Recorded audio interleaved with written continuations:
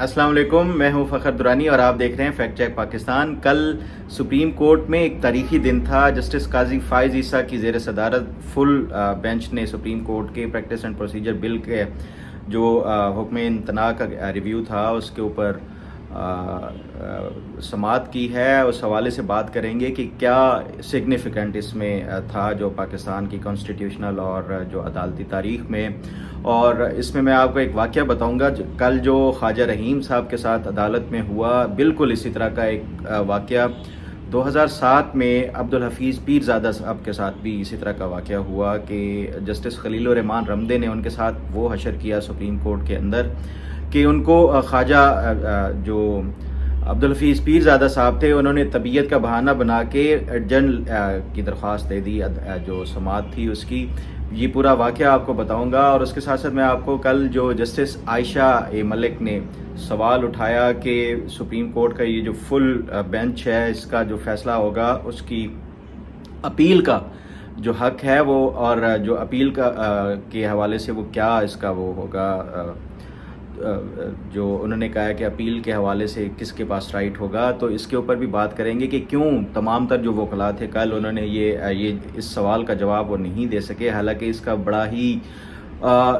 ایک آسان سا جواب تھا، لیکن کسی نے، نہ ہی اٹارنی جنرل نے اور نہ ہی جو دیگر وکلاء تھے انہوں نے اس کا جواب دیا۔ اس کے اوپر بھی بات کریں گے۔ سب سے پہلے میں آپ کو یہ آج کا پروگرام جو شروع کرتے ہیں وہ عبدالحفیظ پیرزادہ صاحب کے جو واقعہ ہے اسی سے ہی شروع کر لیتے ہیں کہ 2007 میں جنرل پرویز مشرف اپنی جب ان کا دوسرا دور صدارت ختم ہوا تو اس کے بعد وہ تیسرے جو صدارتی انتخابات کے حوالے سے وہ سپریم کورٹ میں آئے، اور اس حوالے سے انہوں نے جو پٹیشن دائر کی ہوئی تھی حفیظ پیرزادہ صاحب نے، تو یہ سماعت جاری تھی تیسرے دور کے لیے پرویز مشرف کے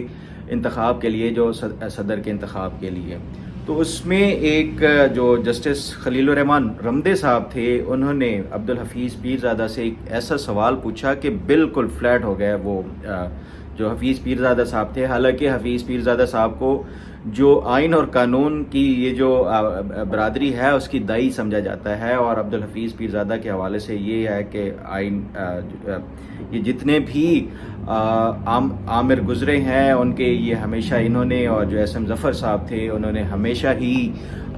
جو ان کو فیسیلیٹیٹ کرنے کا کردار ادا کیا ہے، اور اسی سلسلے کی ہی کڑی میں مشرف کو یہ تیسری بار صدر بنوانے کے حوالے سے، منتخب کروانے کے حوالے سے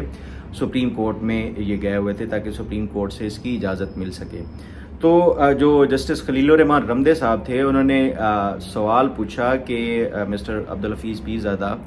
کیا آپ مجھے یہ بتا سکتے ہیں کہ آئین میں 2 کنزیکٹیو ٹرمز کے بعد کیا صدر تیسری بار جو ہے وہ الیکٹ ہو سکتا ہے یا اس کے الیکشنز میں حصہ لے سکتا ہے صدارتی انتخابات کے؟ تو عبدالحفیظ پیرزادہ کے پاس اس کا کوئی جواب نہیں تھا۔ وہ آئیں بائیں شائیں کرنے لگے، تو انہوں نے پھر وہی پوچھا کہ آپ مجھے بتائیں آئین میں کس اس میں جو ہے یہ after 2 consecutive term president can be elected for the third tenure. تو اس کے پاس انہوں نے حالانکہ یہ جو آئین کا آرٹیکل ہے 44 اس میں یہ درج ہے کہ پریزیڈنٹ جو ہے وہ 2 کنزیکٹیو ٹرمز کے لیے تو وہ منتخب ہو سکتے ہیں، there is no provision for the third term. تو حفیظ پیرزادہ صاحب کے پاس کوئی جواب نہیں تھا، تو انہوں نے پہلے بہانہ بنایا کہ میری طبیعت خراب ہو گئی ہے، پانی لاؤ، اس طرح کے وہ کرتے ہوئے پھر انہوں نے درخواست کر دی کہ ایڈجرن کیا جائے یہ جو سماعت ہے اس حوالے سے سوری۔ تو حفیظ پیرزادہ صاحب جیسے جو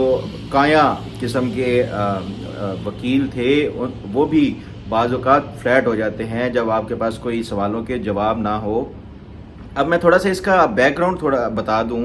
کہ یہ جو صدر پرویز مشرف تھے، پہلے تو جب رفیق تارڑ صاحب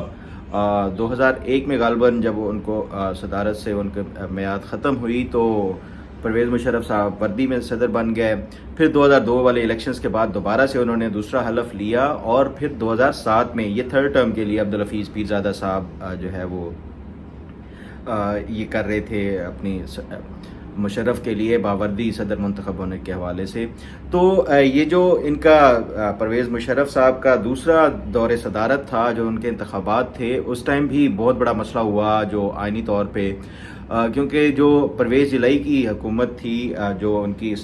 پارٹی تھی، ان کے پاس کلیئر میجورٹی نہیں تھی، تو صدر جو منتخب ہونے کے حوالے سے پرویز مشرف کو مشکلات کا سامنا تھا. تو پرویز مشرف صاحب نے جو ہے وہ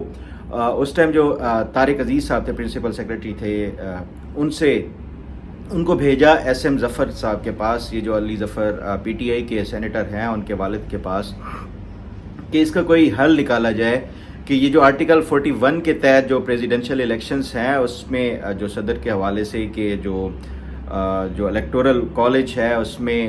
65 والا، کیونکہ جو کم سے کم جو سیٹیں ہیں وہ بلوچستان کی 65 ہیں، تو باقی جتنی بھی پروونشل اسمبلی کی بھی سیٹیں کنسیڈر کی جاتی ہیں وہ 65 ہی پریزیڈنشل الیکشنز کے لیے کی جاتی ہیں. تو اس کا آپ ہمیں توڑ بتائیں. اس پہ پھر جو ایس ایم ظفر صاحب تھے، انہوں نے اس کا جو توڑ نکالا وہ یہ تھا کہ وہ جو 65 والا وہ ہے وہ بار ختم کر کے ون ٹائم کے لیے آپ اس میں جو ہے امینڈمنٹ کر کے، کیونکہ اس ٹائم ایل ایف او تھا، لیگل فریم ورک آرڈر جو تھا شاید، تو اس پہ ایک انہوں نے یہ ترمیم کر دی آرٹیکل 41 میں کہ جو ایز اٹ از جتنی بھی پنجاب کی فار ایگزامپل کوئی 340 سیٹس ہیں یا جتنی بھی ہیں وہ اتنی ہی کنسیڈر کی جائیں گی، سندھ کی بھی، بلوچستان کی اور جو پختونخوا ہے، ان تمام کی جو سیٹیں ہیں ایز اٹ از ہی کے اوپر الیکشنز کیے جائیں گے، کیونکہ اس طرح وہ جو الیکشنز جیتنے کے اہل ہو سکتے تھے مشرف صاحب. تو اس طرح یہ ایک جگاڑ نکال کے جو ایس ایم ظفر صاحب کی اس جو ایک تجویز کے اوپر یہ مشرف جو ہے وہ دوسرا الیکشن جیتا تھا. تو یہ عبدالحفیظ پیرزادہ صاحب ہوں یا ایس ایم ظفر صاحب ہوں، یہ اس طرح کے جو کردار ہیں ہمیشہ سے عامر ہوں یا جو غیر جمہوری قوتیں ہوتی ہیں، ان کے لیے ہمیشہ سے جو قانونی طور پہ ایسے جگاڑ اور راستے نکالتے رہتے ہیں. اور یہ خواجہ رحیم صاحب کا واقعہ کل مجھے دیکھ کے جس طرح ان کو جو 15 رکنی بینچ کے سامنے وہ بالکل بے بس نظر آ رہے تھے، کسی سوال کا ان کو جواب سمجھ نہیں آ رہی تھی کہ کیا دوں. ویسے یہ جو خواجہ رحیم صاحب، طارق رحیم صاحب تھے، ان کا بھی اس میں کوئی قصور نہیں ہے. 15 بندے آپ کے سامنے سوال جواب کر رہے ہوں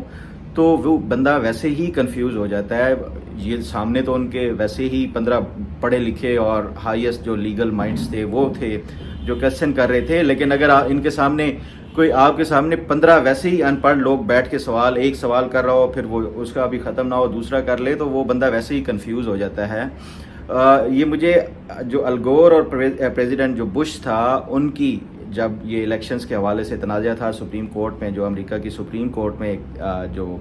اس حوالے سے جب یہ فیصلے کے حوالے سے تھا، تو 45 منٹ الگور کے وکیل کو دیے گئے اور 45 منٹ بش کے. تو جو سپریم کورٹ کا جو امریکہ کا جو سپریم کورٹ ہے، اس میں یہ نہیں ہوتا کہ 1 رکنی بینچ 2 رکنی بینچ، جتنے بھی مقدمات ہوتے ہیں ان کے جو امریکہ کے سپریم کورٹ میں ہمیشہ فل کورٹ ہی اس کی جو سماعت کرتے ہیں. اور یہ میرا جو پاکستان میں بھی اگر اسی طرح کا ہو تو شاید بہت سارے معاملات حل ہو سکتے ہیں. بہرحال اس میں انہوں نے بش اور جو الگور کے جو وکلاء تھے 45 منٹس میں ایسا ٹف ٹائم دیا کہ ایک بار لگ پتہ گیا کہ کس طرح جب اتنے بڑے بڑے لیگل مائنڈز جو ہے آپ سے کویسچن کر رہے ہوں تو کیسے بڑے بڑے وکلاء بھی کنفیوز ہو جاتے ہیں. تو یہ خواجہ طارق رحیم صاحب کا کوئی اس میں زیادہ قصور نہیں ہے. بہرحال لیکن یہ بھی ایک پتہ چل جاتا ہے کہ وکیل کتنی تیاری کر کے آئے ہیں. اب ذرا بات کر لیتے ہیں کہ یہ جو کل جسٹس قاضی فائز عیسیٰ صاحب نے کچھ نکات اٹھائے، جس میں انہوں نے بارہا یہ کویسچن پوچھا کہ آپ مجھے یہ بتائیں، آپ میرے رائٹ کے لیے آگے ہیں کہ جو چیف جسٹس آف جو سپریم کورٹ ہے اس کا رائٹ جو ہے اس میں وہ ہو رہا ہے، مجھے یہ بتائیں کہ جو پبلک امپورٹنس ہے یا جو پبلک کے جو عوام کے اس میں حقوق کہاں پہ سلب ہو رہے ہیں. اس کا جواب ان کے پاس نہیں تھا. اس کا جواب اگر آپ ڈھونڈنا چاہیں تو یہ جو آئین کا شیڈیول 3 ہے، جس میں جتنے بھی اوتھ ہیں جو کانسٹیٹیوشنل عہدیداران ہیں، اس کے ساتھ ساتھ جو ممبرس آف پارلیمنٹیرین ہیں، اس میں آپ کو مل سکتا ہے کہ جتنے بھی جو الیکٹڈ ممبران ہیں جو پارلیمنٹیرینس ہوتے ہیں ان میں ڈیفینڈ دی کانسٹیٹیوشن اور اس کے ساتھ ساتھ well being of the people of Pakistan کا ایک لفظ ایڈیشنل ہے ایز کمپیئر ٹو جتنے بھی باقی کانسٹیٹیوشنل، چاہے وہ ججز ہوں یا کوئی جو آرمی کے کمانڈرز ہوں یا کوئی بھی جن کا اوتھ ہے. تو اس میں کہیں بھی جو سپریم کورٹ کے جو جج کا رائٹ، جو عوام کا جو رائٹ ہے وہ کہاں پہ متاثر ہو رہا ہے، یہ ان کسی وکیل کے پاس جواب نہیں تھا کہ جس کی بنیاد کے اوپر اس کو انکانسٹیٹیوشنل قرار دیا جائے. بہرحال یہ جو قاضی فائز عیسیٰ صاحب نے ایک اچھا جو ہے وہ شروع کیا ہے انیشیٹو، لیکن میں سمجھتا ہوں کہ ان کا جو اصل امتحان ہوگا، حالانکہ کل انہوں نے اپنے یہ مقدمے کے دوران ہی کہا کہ وہ جو مارشل لاء کے حوالے سے ویلیڈیشن دی گئی عدالتوں کی طرف سے، اور اس کے ساتھ ساتھ جو ذوالفقار علی بھٹو صاحب کا جو مقدمہ ہے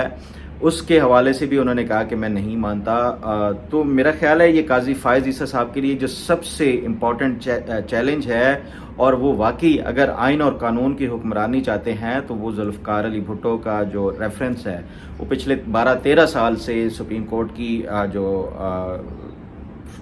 فائلوں میں دب کے رہ گیا ہے. 9 چیف جسٹسز گزر چکے ہیں، ریٹائر ہو گئے ہیں، لیکن وہ کسی میں اتنی ہمت نہیں ہوئی کہ وہ جو ذوالفقار علی بھٹو کا ریفرنس تھا جو آصف علی زرداری نے دائر کیا تھا سپریم کورٹ میں، اس کو ٹیک اپ کر کے اس کے اوپر فیصلہ سنا سکیں کہ یہ جو ذوالفقار علی بھٹو کا قتل تھا وہ عدالتی قتل تھا. اس کے اوپر کسی سپریم کورٹ کے چیف جسٹس نے آج تک ہمت نہیں دکھائی. امید کرتا ہوں کہ یہ جو جسٹس قاضی فائز عیسیٰ صاحب ہیں، یہ اس حوالے سے، کیونکہ ان کے حوالے سے یہ بڑا ہی اگر ان کا کیریئر دیکھا جائے تو ہمیشہ سے شاندار رہا ہے، اور یہ جو دوسرے ججز ہیں ان سے ہمیشہ ہٹ کے ہی جو ہے وہ ان کا کنڈکٹ ہے. تو امید یہی ہے کہ یہ جو ذوالفقار علی بھٹو صاحب کا ریفرنس پچھلے 12-13 سال سے پینڈنگ پڑا ہے اس کے اوپر بھی اس کو بھی ٹیک اپ کر کے اس کے اوپر اپنا فیصلہ ضرور دیں گے. اب اگر ذرا ہم بات کر لیں، کل جسٹس عائشہ اے ملک نے جو سوال اٹھایا کہ یہ جو اگر فل جو کورٹ ہے اس کا فیصلہ آ جاتا ہے تو اس کا رائٹ ٹو اپیل کس کے پاس ہوگا. یہ کچھ لوگوں نے تو اس کا مذاق اڑایا، لیکن یہ ایک بڑا ایک ویلڈ اور پرٹیننٹ کوسچن ہے. تو اس کا جب یہ سوال اٹھایا، نہ کسی وکیل نے اس کا جواب دیا اور نہ ہی اٹارنی جنرل نے اس کا جواب دیا کہ اس کا رائٹ ٹو اپیل کیا ہوگا. تو میرے خیال میں جتنی بھی میری مختلف جو سینئر ترین جو کہ پریکٹس بھی آپ نہیں کرتے ان سے بھی بات ہوئی وکلاء سے، جو ایک اس سوال کا جواب ہے، ایک تو یہ ہے کہ جو رائٹ ٹو اپیل ہے، سپریم کورٹ ایک ایپلیٹ جو ہے وہ فورم ہوتا ہے سپریم کورٹ. اس میں جو 2 رکنی 3 رکنی اس جو بینچز کا آرٹیکل 184(3) کے تحت جب آپ یہ دیکھیں کہ لیا جاتا ہے، کوئی بھی بینچ کانسٹیٹیوٹ کر کے فیصلہ دیا جاتا ہے تو اس کا بھی رائٹ ٹو اپیل نہیں ہوتا. فل کورٹ کو تو چھوڑیں کہ دو رکنی بینچ کا بھی اگر فیصلہ ہو آرٹیکل 184(3) کے تحت تو اس کا رائٹ ٹو اپیل کس کے پاس ہوتا ہے؟ کسی کو بھی نہیں دیا گیا. یہ پہلی دفعہ یہ جو پریکٹس اینڈ پروسیجر بل ہے اس میں رائٹ ٹو اپیل کے حوالے سے 184(3) کے تحت وہ دیا گیا ہے، جو ایڈریس کیا گیا اس معاملے کو. تو میرا خیال ہے کہ یہ جسٹس جو عائشہ ملک صاحبہ ہیں ان کو بھی یہ شاید یہ اسی پریکٹس اینڈ پروسیجر بل میں ہے رائٹ ٹو اپیل کے حوالے سے. اور یہ آلریڈی ایک بڑا ہی میں سمجھتا ہوں کہ یہ جو سپریم کورٹ کے حوالے سے جو ایک میرا خیال ہے کہ کسی کو رائٹ ٹو اپیل ملنا چاہیے. اور یہ جو آرٹیکل 184(3) کے تحت رائٹ ٹو اپیل جو سلب کی گئی ہے، یہ بھی ایک بنیادی جو کسی بھی جو سٹیزن کا بنیادی حقوق ہیں اس سے محروم کرنے کے ہی مترادف ہے. تو جسٹس عائشہ اے ملک کو شاید یہ اٹارنی جنرل کو بتانا چاہیے تھا کہ آلریڈی جو رائٹ ٹو اپیل ہے وہ چاہے 2 رکنی ہو 3 رکنی ہو، اس حوالے سے بھی رائٹ ٹو اپیل کا جو ہے وہ حق نہیں ہوتا. اور یہ فرسٹ ٹائم یہ اس کو ایڈریس کرنے کے حوالے سے اس میں پریکٹس اینڈ پروسیجر بل میں اس کو ایڈ کیا گیا ہے. امید ہے کہ جسٹس عائشہ ملک کو شاید نیکسٹ جو ہیئرنگ ہو اس میں اس سوال کا جواب بھی مل جائے گا. امید ہے آپ کو آج کا پروگرام پسند آئے گا. اللہ تعالیٰ آپ کا حامی و ناصر ہو. اللہ حافظ.